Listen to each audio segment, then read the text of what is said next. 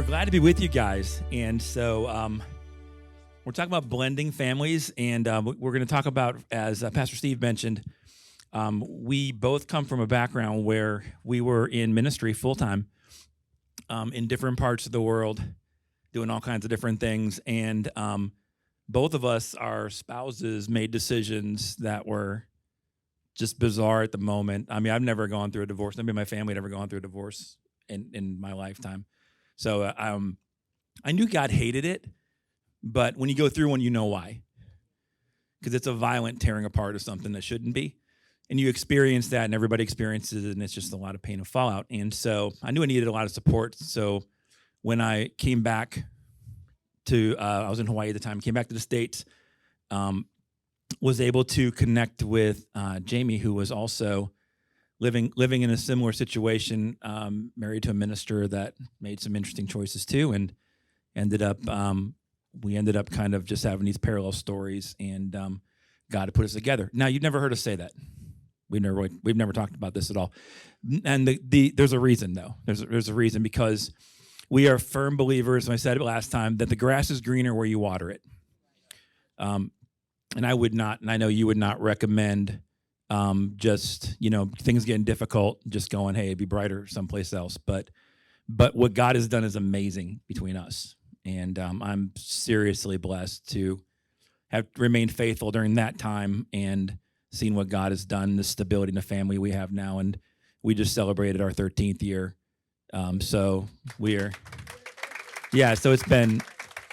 it's been a long time, and we've just, we came back here, and when we came to this area, we immediately came to meet with Pastor Steve and said, we know this is where we need to be.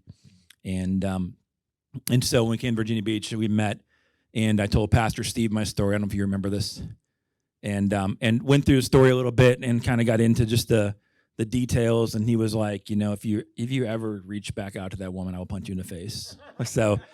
Exact quote. That's a true story. It's exact quote. That's an exact quote about, look, you don't need to you just let God kind of be in charge of this and stop trying to do it yourself and see what God will do. So we were blessed though. Yeah, I would just add to that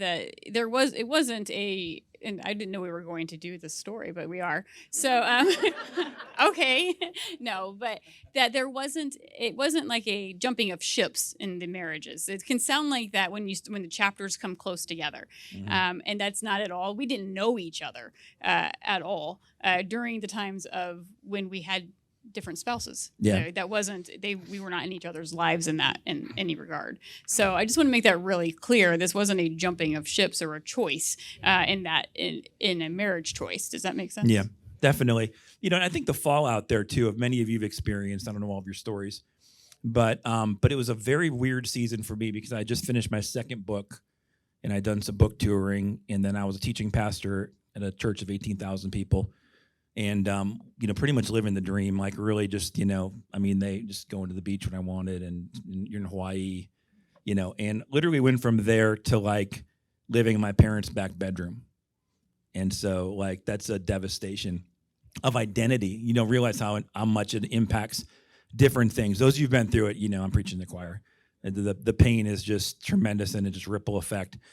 And, we've been able to somehow kind of really walk this and surround ourselves with some very strong leaders, like Pastor Steve and Sharon have been instrumental. And so have you, Josh. Thank you. And just been really, having that has been just a big difference. And, we kind of navigated some really tough things. So we always talk about, we train people in counseling. We teach at Regent. And it's important just for you to know, we normally make sure people don't speak from their hat on of personal experience. This experience, you're going through something hard, your friends try to give you advice, and they're like, man, you need to dump that guy and take him to court and do everything you can. And you're like, what? Like, that's not, because that's what their personal body of knowledge is. So we're going to talk to you today from our clinical body of knowledge, because we've done a lot of research, and I walk with a lot of couples through this in blending families and divorce as well. And we want to talk about that from that body of knowledge, and also we have enough self-awareness to realize our personal body of knowledge and biases may get into the room as well, which you'll be aware of probably before we are. But But I want to get into a little bit. Nobody goes into a relationship with without good intentions, but it takes certain actions and behaviors to maintain and sustain a marriage, and it can be very, very challenging and difficult, especially in our culture. But I've read some statistics, and I want to kind of shoot down. We're going to talk about some actual numbers real quick, but the divorce rate in America has been said to be 50% of first marriages, 67% of second marriages, and 73% of third marriages fail. That's actually untrue. None of that's based on any data. So there's no actual numbers behind that or data.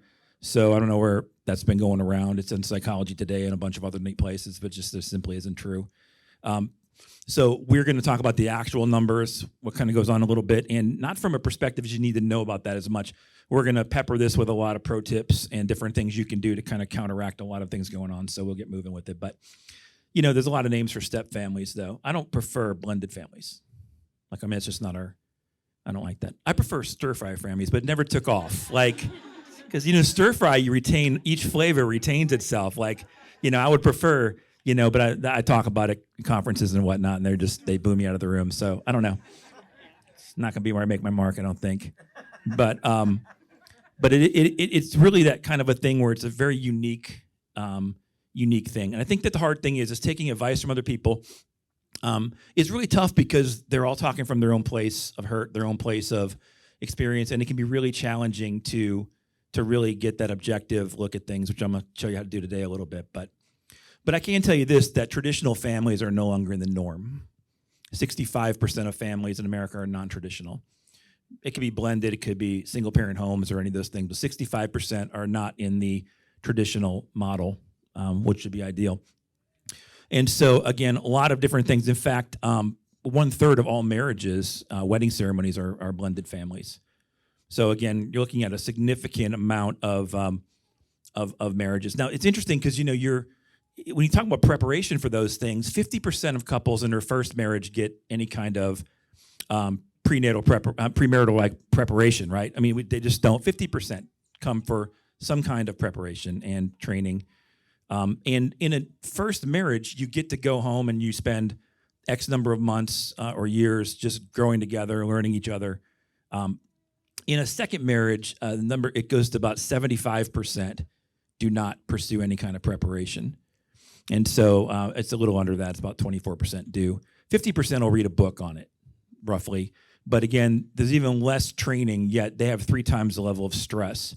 And when they come back, then they're dealing with kids, how they're handling it, all kinds of different emotions, triggers, other parents that are not involved in their home, and all of this, and they don't really get the chance to gel as a couple as much. And so it's very, very tricky. We can tell you that clinically and from personal experience, it is hard. But there's just not a lot of data on divorce rates with blending families, believe it or not. So, but again, that's not really the point of what we want to do, because the thing with this is that a blended family generally begins with an end. And so there's generally something is ended, and then it begins from there. It could be a death, it could be a suicide, could be a divorce, it could be something, but something has happened and something has ended. And with those ends often comes a loss. I would say every time there is a loss, there's very few instances in my mind that I can imagine that there's not a loss, and especially in this scenario, it's a complete, and it's not even a trajectory change. It's a complete loss. It is the death of a dream. Mm-hmm. So everybody who ever has been married at all, and once, twice, wherever you are in that number, if you've ever been married, you have a dream. There is a dream. If you have a boyfriend or a girlfriend, fiance, you have a dream. So there is definitely a loss. Then add a family on top of that. And now you're talking about a devastational loss. Yeah, it can be really hard. You have a hope, and then you can kind of spiral on a lot of different things, and it makes it very, very difficult. And with every loss, there's grieving. And so when you're grieving and you're trying to heal, it can make a big difference. Because if you connect too quickly to get the effect of being in love and connecting again and feeling lovable and all these different things, if you connect too quickly at those moments, what you end up in is bleeding onto the new relationship from the old relationship, and you're really not in that place. In fact, some couples often they'll get to a place where they're doing better after they marry, and then they're like, "Why do I have this person? We're not compatible here, and whatever." Because at the time it was like Novocaine, and then then now they get down the road and they're not really ready to connect. And so those things can kind of happen. I do want to touch on this though, because it's kind of something I've dealt with a lot with. If you're blending family built on an affair, beware. That is the foundation of infidelity, a foundation of cheating in any way like that. It's and come together and go, well, this is really the person I want to be with. You really need to seek some professional help with that, because there's going to be some pretty big problems with that.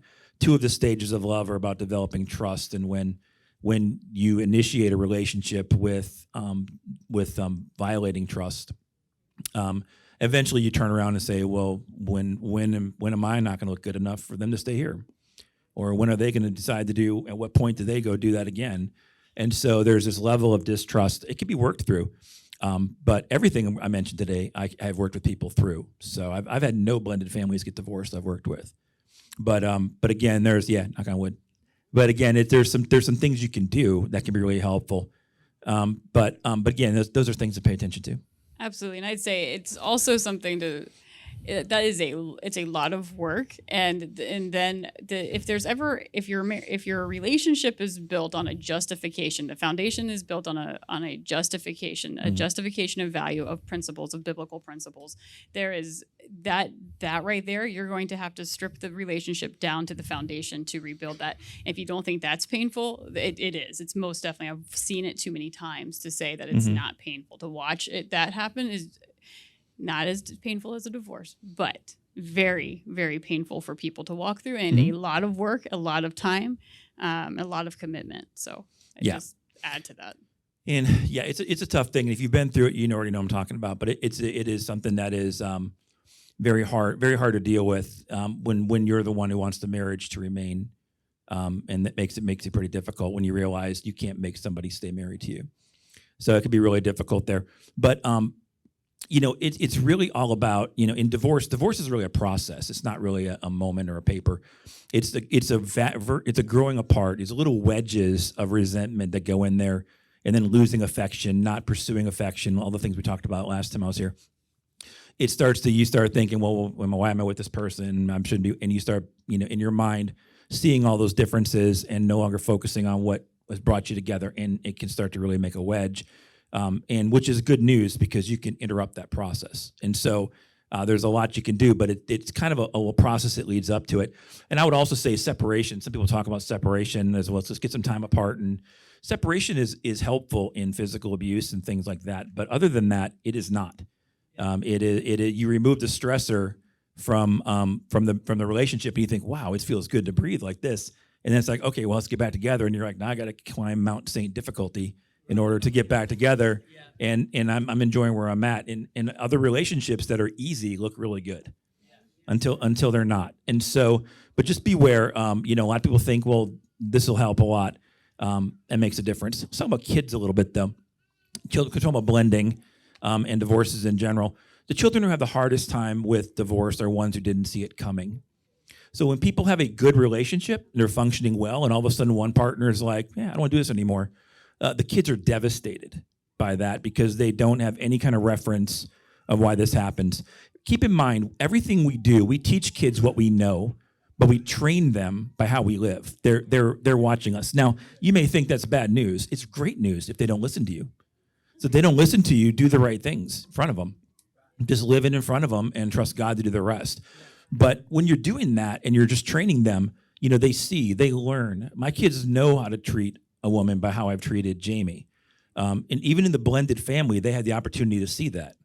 They get a chance to see how to work through difficulty when things aren't good, when things aren't fun. How do we work through it? And we still get together, and we still come back together, and we're still here. So they learn that people don't just leave. So there's all these, the narrative is changed by what we've been able to do together. And that's something that you guys have the opportunity to do no matter where you are in whatever you're in your relationships. But again, that is the most difficult. And it's not as important who has much time, whether dad's got equal time. In Virginia law, it's pretty much stated that fathers and mothers get 50-50 custody unless there's a significant reason not to. So that's the way the Code of Virginia has been amended over the last few years. However, statistically and through research is telling us that What's most important is how well mom and dad get along, not how much time they have. If the time they come together is contemptuous and is difficult and is high conflict, then co-parenting is more damaging. So the point of this is people come to me all the time and say, well, we're just talking about divorce and stuff. I said, well, you don't have to work on your marriage if you don't want to, but your communication and the way you treat each other will change.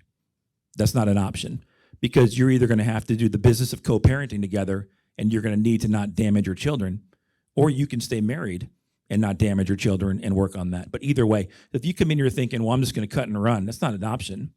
Your option is to learn how to work and learn how to function. You guys are together in the raising of that child, and you're going to learn how to do it in a healthy way. That's what I'm there to tell them. So it's not that easy of just kind of in those areas where some people think, well, if I just leave, it'll be fine, and the time, and I'll just. It really takes that extra effort and to really make sure the kids are good. But again, that's a big difference too. Just kind of how to do that. But just really take that active role in the process. That's really the biggest thing. But we can't give remote control of our emotions to other people. It's kind of like, you can't just hand it to your ex spouse and say, just push the buttons and I'm just going to jump whenever you do. You can't. We always say, we love saying this to our patients, you can't ride all the rides in the park. You can't emotionally. You have to stick to your values and not be reactive. You got to say, this is the person I want to be. This is the person my family needs, no matter what decisions anybody else has made. And I'm not going to react and respond to everything the other person does. And so, no matter what, I don't care how loving they are, if they're human, there's times that they can push those buttons in the wrong ways. You're just that's like your marriage, no matter what. Yeah. That's relationship, no matter what. No matter what, you have to realize, okay, look, they're not perfect, and we live in a fallen world. We just have to navigate it the best we can, and that's just the challenge of it. But again, that's the big difference here. You got to work on those things. So let's talk about your friends real quick, because there's some emerging research on this. And it's not the kind of friends Pastor Steve talked about with gossip necessarily Sunday morning, but a little bit different type of friends. So your social network and the way you connect with people. Parents who perceive in some way that their friends disapprove of the relationship have more high conflict. Thus, their kids don't adjust as well. They have lower academic performance. They have more behavioral problems, and they have attachment issues. So that remote control, if you're handing it to social media and social media is dictating how well your kids have a future, you need to take a look at that. So perceive social network, if friends perceive forgiveness of the other partner's wrongdoings as not appropriate or frowned upon, it has a dramatic decrease in whether people forgive or not. So the voices around us have really strong power in these type of matters that really don't belong in their hands. And so we just have to realize that, we have to decide. We have to make some decisions. You can't decide what happens to you in a lot of situations and in relationships, but you can decide what comes in the next chapter with you. And that's something you have the power to do and say, you know what, I'm not going to bring this pain and this hurt into this. So we have to kind of remember what the Word of God tells us, and we do these things and we act obediently in ways where we're following what God says to do in relationships instead of what our flesh wants to do. You have to remember every act of obedience that we do takes us one step closer to that miracle we're really pursuing. Every little act of obedience brings you closer. You may not have another person in your life and may have gone through a divorce, and you're thinking, you know what, every act of obedience to be closer to God will bring you closer to being able to be the person in someone's life and be ready for that person. So every small decision matters. And, so 1 Peter 1:22 says, clothe yourself with compassion, kindness, humility. It's intentional. We have to do it. It's not natural. You're not going to default to it. It's not the way it is. We have to make that intentional effort to put that on in situations where there's not necessarily value, some value in it for what we want. But it's really a commitment to the outcome, because you have to have the vision of the outcome. And where is this marriage going to be, and where is it going to be in a year from now? It's that strategic planning, and not just for today, not just for this morning when I'm waking up and irritated, Yeah. or when I went to bed irritated. Right. And yes, of course, that never has happened. But like, it's not for that. It's for the vision. It's the vision of the future. And it's the vision for your children's future. Right. And so, and that's really the one that will, for me, that will realign me almost every single time to my values. And it's realignment to your values that will help you make those right decisions, even when your emotions don't align, because emotions are not facts. They're just emotions. They're just emotions. They're not the truth. I hate to tell you this. Emotions are energy in motion. Emotion. That's what it is. It is your physiology in your body doing things. It is not the guiding force for your life, which is where it can be challenging. And I didn't put a question in here for Pastor Steve, but I wouldn't mind if he answered, how to navigate that. The verse that says about being peaceable in our heart and following the peace and whatever, if it's peaceable above all, because people often confuse peace with their emotions, and it's Happiness. it can be hard to distinguish the two, and so it can be really, really tough to make decisions based on that, And I think you've said it before numerous times. And I've had to tell myself many times, you got to go back to the Word of God. The Word of God first is where you go first to try to get that guidance, and that is the easy, black and white, clear answer 100% of the time. So, but yeah, we got to pay attention to our friends, what voices are speaking into it. And again, this is not a negative. All this means is you got to find people in your life that can mentor you and lead you. If you want to be a world-class guitar player, and you decide, I'm going to call John Mayer until I figure out how to get a hold of him. And he's like, come on over, I'll teach you. And you spend 6 months with him, you will play the guitar better than if I go down to X guitar store and go in a cubicle with somebody for 20 minutes. It's going to be a different outcome. Amen. So if you want that kind of marriage, if you view your marriage, like Jamie said, in that way, the vision of your marriage, find uncommon mentors. Don't find common people to be around with that just validate how you feel and you have every right to hurt. You do. You have every right to hold on to your hurt. You 100% honestly do. And you will have the consequence of that because you're the only one who can let go of it. Nobody can undo what they did. So we have to let go. And we have to let go over and over and over and over, or we're going to carry it into the next chapter, And she's worth more, and her family's worth more, and her kids are worth more than my hurt bleeding over into it. And so that's where you have to kind of prepare yourself. I would say some practical things that we've learned in that. I'm just going to give a 1 second practical thing that we learned early on was when we recognize this, and I'm not saying every single time that not when you're irritated, but when we recognize that it was the other person's stuff, right? That that is objectively not me, or this is objectively, not him. Then, and yet maybe that person has a blind spot, then there's a soft way to approach, but we also would just say, that's not mine. That's not mine. And just kind of identify that in our relationship when we're not heated or irritated. Yeah. But be able to identify that so that there is a little bit of introspection, and we still will do that.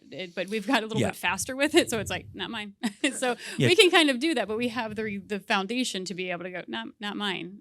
And said with love. Those triggers we get from the losses, there are triggers. And so it's very easy to go, when somebody else is triggering us, to say, don't do that. Where we have to realize what's ours. The way we kind of subscribe to the idea of there are me problems, there's me problems, her problems, and we problems. And if it's a me problem, if it's my trigger, I need to handle my stuff. And I don't need to take it into the we.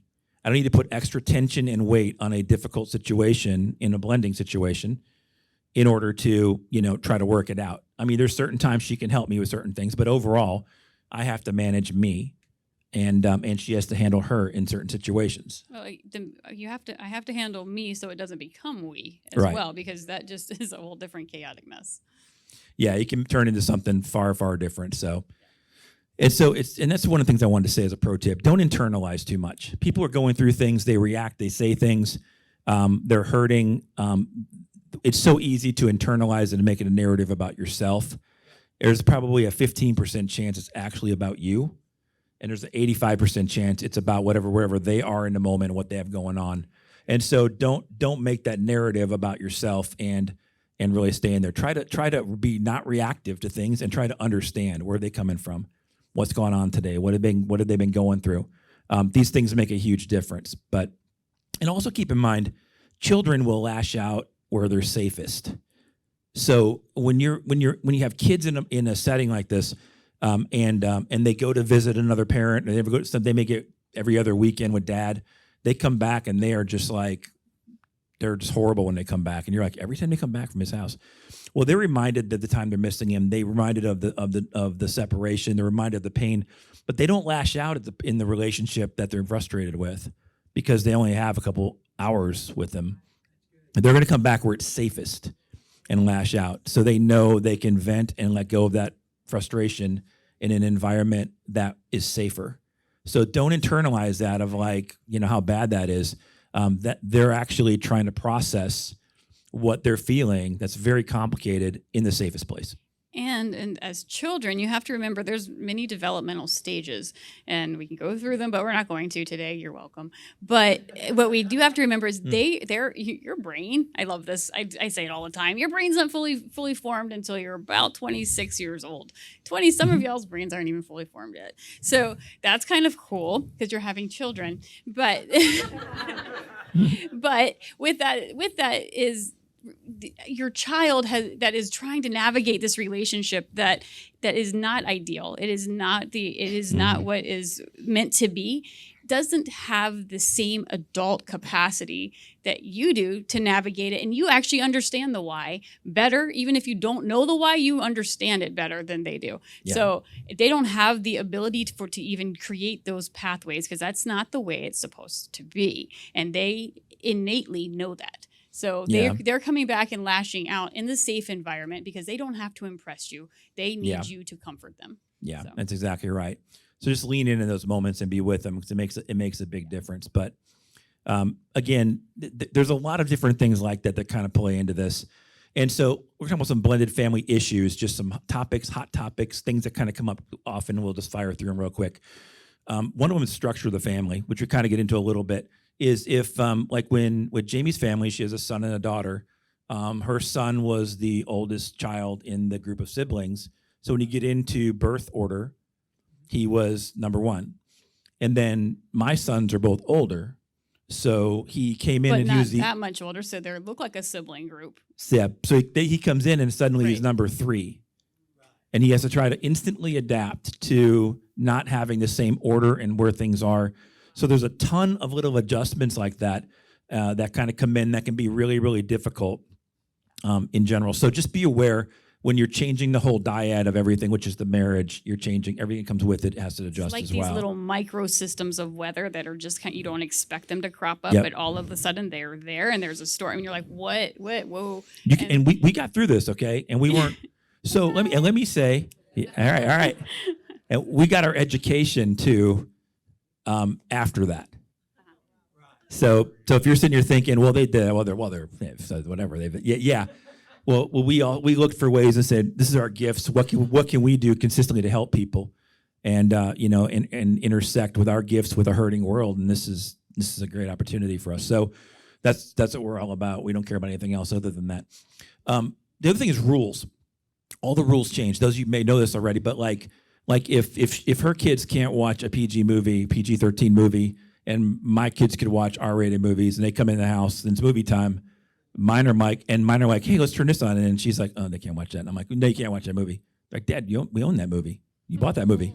We can own that movie. I'm like, we don't watch that movie anymore. We don't watch that movie anymore, boy.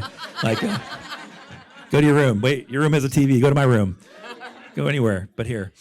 But again, you have to have those things in mind because you have to kind of set the new structure and the new rules in the home so the game kind of changes. And the trick to that is really being unified, having those conversations away from the kids, and then coming together and saying, we are deciding to do this. Because if you said to the kids but they're too young. So they're going to resent their siblings for being there because it's changed their life. Now they can't do the things they're used to doing. So you've got to have that ability to kind of talk through together and then navigate that together and help them understand. And the trick to that is developing a lot of relationship with them, which we'll talk about in a minute. But actually, the best rule to rules is relationship. Yeah. the best part of that. 100%. Because that's what it's really about. You can apply rules Yeah. all day long, but without the relationship, they'll just be arbitrary. Yeah, no, and that's really the trick here too. You got to have that connection. But yeah, those are really big things. And again, just also understand that your biological children will have a problem with the person you marry. Just know that. I've worked with dozens of couples. I've never seen that to be untrue. The reason for that is clear, is because they had uninterrupted time with you, whatever time they got with you, until you got married, and then now that's divided. And now there's somebody else in their world, and that person represents the finality of that divorce. It is now over. There's somebody else in here. So they have to deal with a lot of emotion connected to that. And my point behind that is don't, again, internalize that. It's not about, they don't dislike you. It's like if it were anybody else, they would have the same feeling because that's what it represents to them, somebody filling that role. And so now, over time that can adjust. The difficulty is in blended families, most blended families feel normal in 5 to 7 years. So if you're thinking in a year, everything's going to be like the Cleavers, you're going to have a very, very fun year and a couple more years after that. So if you set your pace a little bit differently and realize we need to just set long-term goals and trajectory here and make sure we're moving in the right direction, it'd be a little more realistic. But that makes a little bit of a difference there. But again, makes a big thing. So, but again, they have that loss of time. And remember, emotional triggers, are all about something bigger. It's not about the actual what happened. It's about something way bigger than that, and you'll see that happen. I'd even say, remember, if you are the safe parent, which I'm going to just assume everyone here is the safe parent. So if you are the safe parent, then I'm talking in the divorce, so you're the safe parent, and now you've brought in someone else, just to kind of go back a little bit. How safe do they feel now that you have to introduce and impress somebody else? So now they're living in this impressive world. Well, if you don't think there's going to be some kind of backlash on that, just expect it. If you can change the expectation and just embrace that behavior, behavior is just a language. It's just communicating. Yeah, and if you've been through it, some of these already, because it makes that big. It's a struggle with some of that. But there are other things that are really hot buttons, like finances. Where money is spent. I'm like, well, I want to spend all this on my son, and then it's like kids want to do this, and I don't think we have money for that. And it's like, well, wait a minute, so where money is spent, do we play with money or do we invest money? Suddenly, the changes on that make a difference. Living arrangements can be very difficult. Do you move into the house that one of you owns, where the other partner was with you? And then it's like, well, now is the family moving in, or are they just guests in the home of the kids that are already living there? Or do you go buy a new house together? I mean, all these little complications to talk through can really reduce some of the stressors and triggers, and as well as the child raising rules can make a big difference too. But yeah, you have all those type of things, and then you have the other person that's in the room. You have the non-residential parent. So now you have an additional parent involved, where if you have one Christmas, you have the kids, and they have Christmas Eve, and it rotates. Which Christmas do you guys want to travel? Well, one of you doesn't want to travel at all. Because it's like we have so suddenly now, well, how are we going to do this? We have to wait till they're 18 to do whatever. And so these are conversations you're going to have because of the way somebody else is involved in making that decision in some agreement that was made. And so those things can really complicate as well too. Having these conversations early make it a lot easier to navigate this. These are not things that can't be navigated. It is just very, very hard, and time is another one, not being second fiddle. Not being like, who comes first, the kids on this or the wife or her kids, his kids, all of that. So those things can all make a big difference in time. And remember, it's not really about time. It's about love and affection and importance. Who's more important? It's intentionality in that space. Yeah, and that's the trick of it, is really being intentional, that you can kind of have to set that up. But you have to have the boundaries with the non-residential parents, and you have to come up together with how those boundaries kind of work, which is we coach people in that a lot, so it's a whole personal conversation on that. Let's talk about pace, though, real quick. I mentioned 5 to 7 years. The kids who have it the hardest, some of you asked about this, the kids who have it the hardest are 10 to 14-year-olds. 10 to 14-year-olds have the most difficult time in a blended family situation. The older ones are underinvested. They're thinking, well, I don't care, I'm not going to be here. So they're not really, by the time you're talking about 7 years, they're like, I'll be gone. So they just don't really feel like they need to make the investment, and they don't need as much parenting. 10 to 14-year-olds need hands on deck, and that's not the role of a step parent, which we'll get into in a second here. But under 10, more accepting of the new adult, much easier to do as well. But, and I kind of touched on it, but just so you know, the role of the step parent is think camp counselor. If you think like camp counselor, you're going to nail it. Okay, like your role is to develop a relationship with them and be that mentor in their life. It is not to discipline them. Biological parents discipline biological kids. You have to build that bond with them before you can do that. And if you step in, which means mom and dad, you got to have talk about expectations. Because the first time a son says, I hate you, you're a this, mom. And dad's like, I'm going to handle this. And you're like, you're going to step in because you think that's what I'm supposed to do. Well, in a biological family, that might be how it was handled. But in this situation, that's not the way it's handled. And if mom's expecting you to intervene, then what's going to happen is, honestly, is you're going to intervene and you're going to catch it from mom. But that's okay. If you want to try that, you go for it. But if you do that intervention on it, and then what you're going to have is you have this problem with that. So the role of the step parent is to reduce the conflict with the non-biological kids by having developing a relationship with them. And once you have a relationship with them, you're going to be able to speak into it. A relationship is a bridge into someone's life. The stronger that bridge, the more weight it can carry. Think about your best friend. You can tell your best friend anything, and then there's certain people you can't tell. There's certain secrets you keep because you just don't talk about things with people at work, their coworkers. So the more relationship you have, the more you can kind of have that connection, and that's the goal of the step parent, because you're going to need that down the road. So again, don't force that, and don't force the titles stepmom, dad, all that kind of stuff. That's got to be more organic. They'll come naturally and they'll change. So Yeah. there's a really good chance that they'll change, especially just depending on the age of the children, and as well as and don't internalize that, because just don't internalize that, because it will change, and you may question what happened, but it's just let it roll. Yeah. I do want to share a verse with you. I don't want to spend a lot of time on this, but because I kind of wanted to share a lot of other things, but this is kind of important. Have grace for each other. I mean, you're both going to miss it. Nobody is trying to sabotage. Your partner's not trying to ruin anything. They're trying to navigate very complex things the best they can. The more grace you can give, the better. But 1 Corinthians 2, 7-11, an amplified version, Paul's telling people in the church there how to respond to like sinners and people that are massively causing division, not spouses.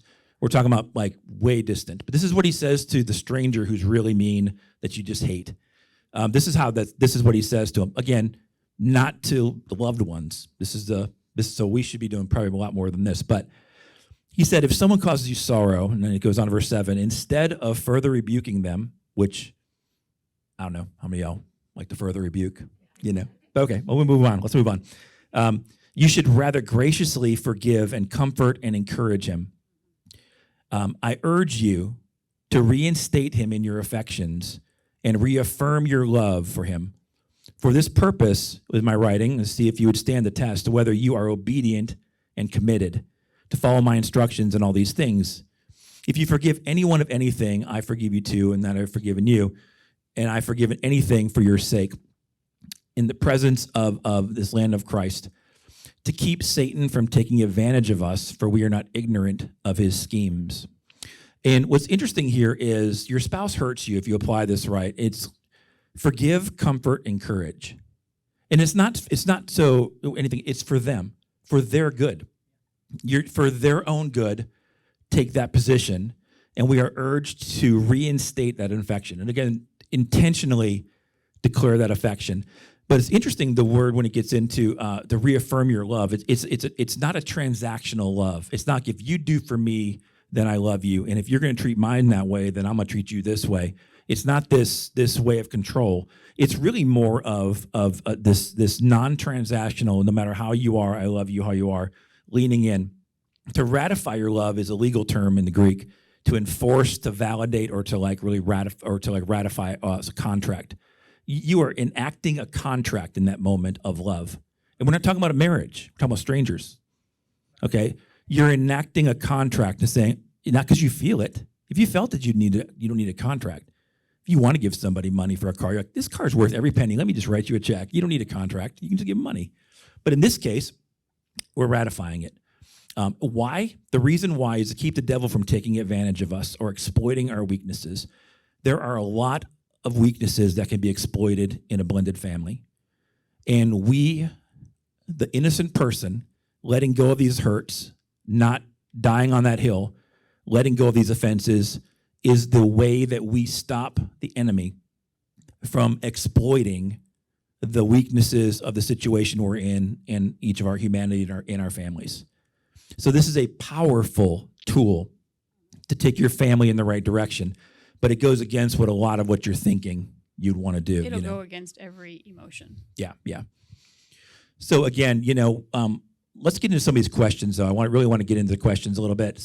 You guys asked a little bit how to create boundaries in blended families when others are not on the same page spiritually. They're not on the same page. How do you set boundaries? You can't control the other family. You can only control yours. Like Joshua, as for me and my house, we'll serve the Lord. You can try to be very kind in communication and listen to their concerns and try to express values, but you can't just control the other person or try to manipulate them into doing different things.